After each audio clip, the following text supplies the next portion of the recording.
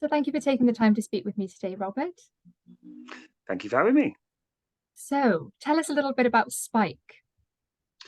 Yeah, well, Spike, the Spike of the title is Spike Milligan, played by me. And it's a new play written by Ian Hislop and Nick Newman, all about Spike Milligan and the Goons, particularly focusing on, the time around about when the Goons were just starting to become popular in the 1950s. The play set in the kind of mid-50s. And for those who don't know who Spike Milligan is, he is a hugely influential comedian, writer, poet, performer who kind of burst onto the scene in the early 1950s with this anarchic radio comedy show called The Goons, which was quite unlike anything that came before it. And it was hugely popular, hugely influential. So this play is a kind of exploring the development of that time and a celebration of his work, really. And how surreal does the play itself get? Because the Goons kind of toyed with that type of comedy, right? They did. The Goons were. That's what was so wonderful about the Goons. They were absolutely mad, and these weird kind of. They took these huge kind of surreal logical leaps. We're not too surreal. We're trying to tell the real story of his life, but we do have some fun surreal moments in the kind of playing of it. And Spike breaks the fourth wall and talks to the audience quite a lot. And the staging is all kind of quite fast and fluid, and funny strange things happen, and we kind of mix scenes together, and we do things like that. So there is a nice surreal kind of thread working through the show. Oh, interesting. How do you manage to bring that into the creative process in a way? Is it quite regimented, the comedy? Do you keep it quite loose? How do you all sort of collaborate on that? Yeah, we've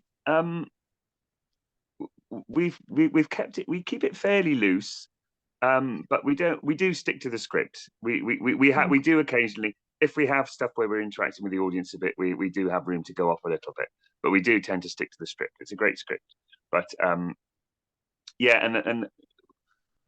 the play is very fast and snappy. So I think in the creative bit, that was the thing we were trying to capture the most, because the Goons have this huge energy to them. If you listen to them now, they're all on. Most of them are on BBC Sounds now to listen to. They're just fast, snappy. They don't let up with the jokes. So we've tried to capture that kind of energy in the play. If you don't like one joke, there's always another one along in a minute. And I think what Ian and Nick wanted particularly to capture was, there's a lot of, when we see kind of things on TV that talk about comedians' life, it's often quite dark. It's often like the tears of a clown kind of thing. And Spike did have that side to him. He had got shell shocked in World War II and had quite serious mental health issues throughout his life, which he was always quite honest to talking about. So we do deal with those, but we don't dwell on them. It is the tone of the show is kind of joyful and silly and happy, and because I think that's what people need at the moment. Absolutely. So was that a kind of key aspect of, I guess, your work on the show, bringing life to his character, and also Ian Hislop and Nick Newman writing it, was to make sure that you have, I guess, a picture of the whole man. You know, he's got Yes, his sort of public facing side with the sort of goons, and he's got his sort of inner battles, but bringing that yeah, tonally together, I guess. yes, yeah. Mm. That's been the big challenge, finding when Spike is kind of on, if you wish, which he kind of always was. He was always funny and always telling jokes. He just couldn't help it when you read about it. But he could also be quite difficult to work with, quite argumentative, quite and worked himself, to the point of breakdown when he was writing, because he used to write an episode a week, and it'd be like 30 episodes in a series, and he was pretty much doing it on his own. He did have co-writers, but the bulk of it would be him, and it was his passion project. So he would just work and work and work. Um, and we showed the effects that had on his marriage. But for me as a performer, it was trying to find how you, just finding the moments of being real, really, as opposed to the jokes. And there are a lot of jokes, a lot of Spike's jokes. Ian and Nick will freely say they when they ask why do they want to write this show, they'll always say, oh, half of it was written already. We've got all the best jokes already. So we do use a lot, and we do also act out part of Goon shows as well. with the microphones as if we're recording them. So there's a lot of original Spike material in there. But yes, it was just finding the pattern through to finding a real person in amongst all the jokes and the tomfoolery. How do you even begin to approach playing someone who not only is, is a real person, is not only so eccentric, but he's so unique and so beloved? Where's your way into that, Robert? Yeah, I mean, when I was offered it, I just thought, this is great. What a great part. And then I started to get slightly worried because it's kind of like, he's one of the funniest people who's ever been. Yeah. So no pressure. So I tried not to let that worry me too much. It helped that I was a fan and I knew his work. My dad, who's sadly no longer with us, was a big fan. Like a lot of his generation, he grew up listening to it first time around. So I felt like I knew the style of the comedy, and then I watched. I read a lot about him, and I watched as much as I could archive footage. I knew his performing style, but I wanted to try and find footage of him as a real, real interviews from the time. And he's quite young when he's doing this. I think a lot of people have an image of Spike as this kind of slightly grumpy old man figure, but he was young and just full of energy. So it was just trying to capture the energy, capture his essence, but without trying to do a pitch perfect impression, because I think that would possibly drive me mad and maybe drive the audience mad as well if you had an exacting every vowel sound, everything exactly. So I think it is just to capture more. It's our version of Spike. It's not, this is Spike as he was. This is the story we're telling of our version of Spike. So I tried to get into it, and it was, in terms of research, it was, really good fun just watching loads of silly videos of Spike. So it was a joy to research, actually, and it's been a joy to do and get it in front of people and hear people laughing, which has been really nice. Oh, bro. And I guess if you're sort of portraying a character who sort of rose to fame as a writer, as a performer, but with a group, kind of a comedy troupe, how do you interact with the other cast members who are playing the other goons? How does that work in practice? I know you're recreating certain scenes from the show. How do you get that kind of camaraderie across? Well, luckily, everyone in the company was really lovely and funny, naturally funny themselves. So it hasn't been that much of a challenge to present, to look like we're having fun with it and like we work together. But it is just going through it and getting the speed of it and the timing, so it feels like it's just flowing. So we have some scenes where they are just messing about in the pub, because that's how it started. That's how a lot of great comedy starts. People, good friends, messing around together in the pub. So Jeremy, who plays Harry Seacombe, is fantastic. Paddy Windsor, who plays Paddy Warner, sorry, not Paddy Windsor. Patrick Warner, who plays Peter Sellers, is fantastic too. So it's not been hard. We just kind of, you just keep throwing things around and see what works, and we still try and play around with it on stage now. We never try and do it exactly the same every night. We always try and tweak it a little bit and try and make the other person kind of catch them off a little bit and try and say something a bit differently, and it's about the enjoyment of trying to make the other people laugh as well. I think that's what it's like. Yeah. Is that one of the joys of touring this kind of show, is that you can not only kind of play with different interpretations every night, on the stage, but also I guess different audiences react differently to different scenes. No, they do. And that is the fun in every theatre presents a new challenge of a different space and a different size, and you've got to figure out where all the props are going to go, where the wings are all different, and then each theatre is a different size, and especially when you're playing out to the audience, you have a different experience depending where you are, and some audiences, we've definitely noticed that different towns have different feelings to them, and I'm sure Cardiff's going to be the best though. Oh, I'm sure. I think Cardiff will be the best. If only because all my friends and family are coming. Oh, amazing! They better be good. A real family affair. Yeah, because I'm from Porthcawl, so I grew up only half an hour down the road from Cardiff. Wow. Oh gosh, you've ever performed in Cardiff before? I'm assuming yes, but who knows? No, I actually, I don't think since I was in the National Youth Theatre. I appeared on stage in Cardiff. I've done TV and radio in Cardiff, but I've never done a play in Cardiff. So yeah, I'm really looking forward to it. Oh, And we're there. interesting. Yeah. When are we there? I should say the date, shouldn't I? It's the last week of November. We finish on the 26th, so I think it's 20th to the 26th of November. We're there. We're in Cardiff, or 21st. I should have known that. I should have that written down. You Not very got well it. prepared. You got it. Last week of Yeah. November. Last full week of November. Come and see us. Oh, in Cardiff, amazing. yeah. And just on the cusp before Christmas, so everyone's in very jolly spirits. Yeah. Come and do your Christmas shopping down Queen Street, and then pop in and watch us at the New Theatre. It's a great day out. Absolutely. And it's so nostalgic, I guess. I think a lot of people, whatever age you are, you have some maybe, I mean, even if you're not, you sort of didn't grow up with the Goons, you will have grown up with Monty Python, who were really heavily influenced, and then that's trickled down to sort of mischief theatre and the horrible history team. There's kind of hints and influences going all the way through to today. Yeah, it's really quite. We acknowledge that at the end of the play, actually, just how many people have been influenced by him. It is quite astonishing. This generation who then went on. So Spike, the Goons started in 1950. So you had people like John Lennon listening to it, Paul McCartney, when they were children. All of the Pythons acknowledge it as I don't think you would have Monty Python. That Peter Cook, Dudley Moore, all these people. He got in first, and a lot of kind of jokes or routines, which you think maybe later you can hear the beginnings of them in the Goons. Even the classic "Don't Tell Him" Pike. He does a version of that on the Goons. 20 years before Dad's Army. So all these people were listening, sat by the radio, and what was good was it felt new. It was like rock and roll almost for a certain generation who got that, because the parents didn't understand it. The parents just like, what is this nonsense? All these silly voices, and none of it makes sense.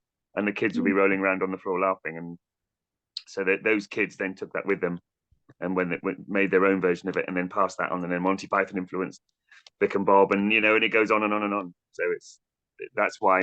And I think Ian and Nick thought Spike may have been forgotten. I've had to explain who he is to quite a lot of people. Some people my age, you go, oh yeah, I've heard of him, but who is he, or what, or what? Why do I know that name?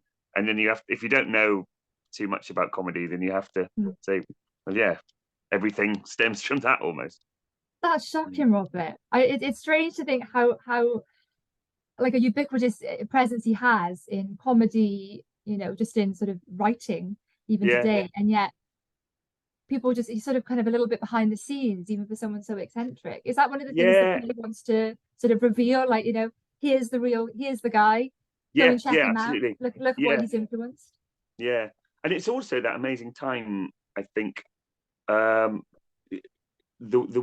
they all the Goons were in the army. So they would then go entertaining the troops during the fighting. So I think they were all, this generation, kind of, the Second World War helped to create this whole generation of actors and writers and performers, that because they were all working class kids as well. 3 working class lads kind of making their own comedy and putting it on the radio, and that feels quite rare these days in the world of comedy. I can't think of many kind of like 3 proper working class lads kind of with their own sketch show on the radio now would seem quite rare. So it was a really kind of interesting and important time. And it is just to get to celebrate that fact, really. And because he died, I mean, Spike died 20 years ago, so he hasn't been around for quite a long time. There's a whole generation who've grown up not really knowing. They may have done his poems at school, or they may have heard a bit about him, but I don't think they actually know the work. So we have had younger. It's not just silver hair. When I look out into the audience, we have had some young people coming in, some young comedy fans who are coming in, and some people who've been brought by their parents, going, "Oh, you must come," and they don't really know anything about it, but they really enjoy it and get to know it. It's a good night out for anyone, whether you know the Goons or not. I think. Fabulous. I think people who are, really wanting to be cheered up at the moment will, even if they know Spike, if they don't, it's a perfect kind of introduction for them. But also just a great night out. Just need that. Absolutely. Yeah. And why is theatre really suited for this story, do you think? But I just think you get the instant reaction, you get the laughter. It could absolutely work as a TV project. I think the seeds of it may have been sown as a TV project when I think it was Spike's centenary. I think Ian and Nick originally started writing it as a TV script, and it didn't quite happen. So they thought they took it out as a play. But I think because there's been no theatre for such a long time, and it's that communal feeling, and you can feel it as the shows go on. You know, it takes little people time to warm up, and then they get into it, and then by the end they're laughing and cheering and clapping, and it's just that, yeah, it's that space, it's being in a space with other people all enjoying the same thing and all laughing together. I don't think anything is quite like that, so I think that's why it works best on stage.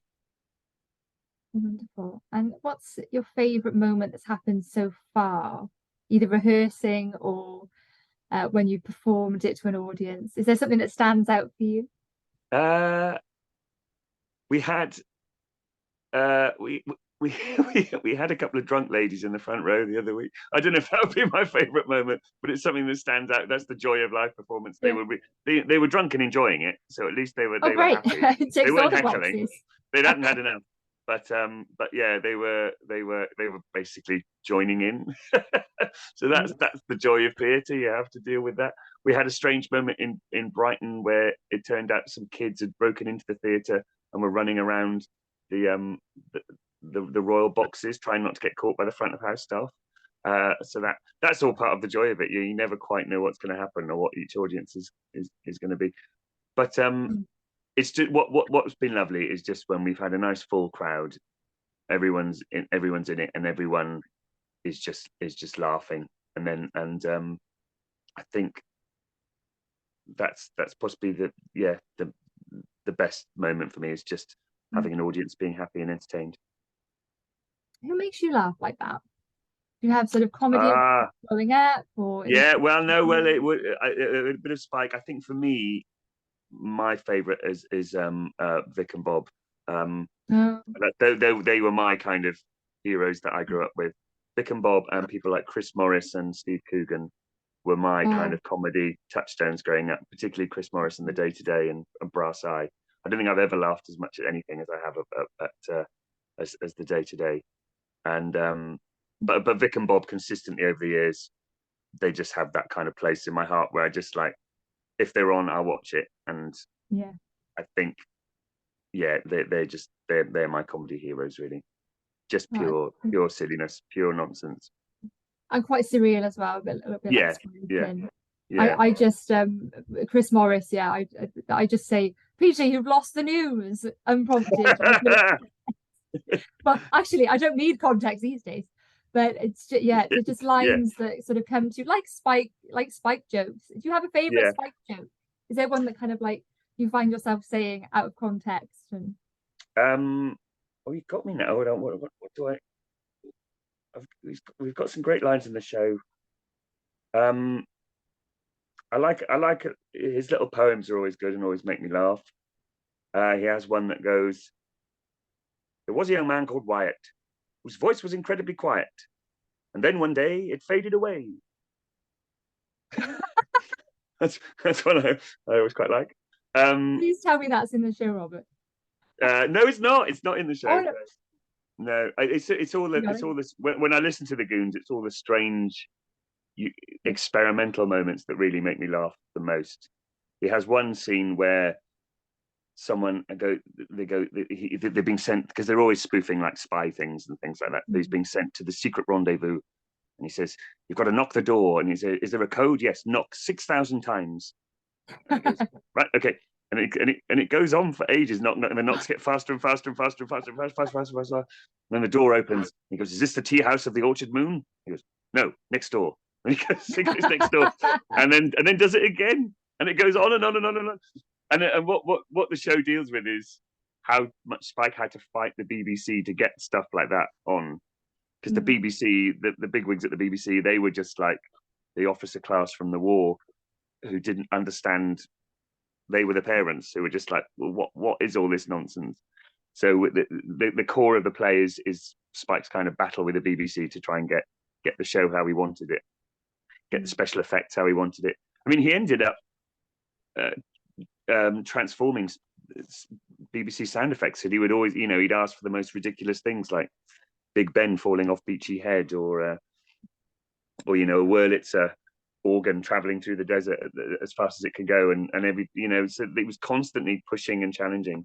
And I think out of that came the radiophonic workshop and all the amazing things they did with like Doctor Who and things like that. So yeah, it's not just an influence on comedy; he kind of influenced radio as well. And what do you think is the secret of comedy? Is it that kind of boundary breaking, sort of rebelling against authority aspect that Spike embodied so well? Yeah, I think it is that. It's saying the least expected thing, or breaking the boundaries, or just having a way of looking at the world that points out. I think that's particularly what Spike did. Spike would find the surreal or the silly in anything, any kind of phrase or turn of phrase or anything. He would make a little pun or a joke out of it. So I think it is having a way that looks at the world, that just takes the world and turns it a bit kind of sideways, I think. So I don't think it necessarily has to be, taboo busting, although there is a place for that in comedy. But yeah, I just think it's turning things on its head, I think. And saying that, just taking the unexpected and just turning it slightly, yeah. And bringing in that perspective that is so you, and that you have that completely unique lens and the way you see things, and being able to find that in other people, to have that kind of that ripple effect of laughter, or everyone just gets that little adjustment. That must just be pure magic when that happens. Yeah, and sticking to it, because Spike, it wasn't like he was an overnight success. He spent years out on the comedy circuit, kind of, just people going, what is this bloke doing? Just like all the best kind of artists do, and then everyone slowly comes round to their way of thinking, I think. So I think the world came to Spike, as opposed to, if you know what I mean, he didn't emerge fully formed. Although he was a complete one-off, I think, and he was always funny, or even when he was in the army, I think, his war memoirs are a really good read, because they're just very, very silly. But yeah, it's making the world look at you, come to your point of view, I think. And right to the end, even on his grave, I told you I was ill. I told you I was ill. There's not many people, like their grave, who can make you, they can make you laugh right so long after they're, no longer with us. And there's not many people who could have got away with saying what he did to Prince Charles. Do you know that anecdote? At the Comedy Awards? I won't say it, because I'm not sure what we've got a family audience watch. But yeah. Again, it's just saying the unexpected. Absolutely. Yeah. What do you want audiences to come out of this play, of this theatrical comedy experience? What do you want them to feel when they come out, or do? Do you want them to look into Spike? Do you want them to be saying the jokes back to each other? What do you want them to do? Yeah, I think if we send people out there to explore his work who maybe wouldn't have before, and to maybe even go back to the Goons, because I think a lot of people don't really know the Goons as such. Maybe they know Spike through various other things, but haven't actually listened to the Goons. I think if you go back and listen to them, and I think that's great. And I think if we just want to send people out happy, really. And I want them to go out and say, that was the best actor I've ever seen in my entire life. That's the best. Nothing will ever top that. That'll be good if they said that to us. But yeah, I think I just send them out happy, and off to dip their toes into this amazing world of comedy a bit more would be great. Yeah. Amazing. Well, I'm sure they will, Robert. I have no doubt. I have complete faith. And we can't wait to see Spike and your good self when you make it to Cardiff in the last week of November. Thank you very much. Yes, please come and see us. We're really looking forward to Cardiff. My mum has booked a coach load of her friends to come, so that's the most exciting thing we're looking forward to. Wednesday matinee, there's going to be 50 pensioners from Porthcawl. I don't think you could have a better audience, Robert. No. If they stay awake, that's what I'm just hoping, as long as they don't drop but off. With all the audience interaction, Yeah, They're going to yeah, be yeah, part yeah. of the. I'll They're keep going to be shouting part at of it. them. Yeah, yeah. Oh, amazing! Thank you so much, Robert. It's been a delight to talk with you today. Oh, thank you. Thank you.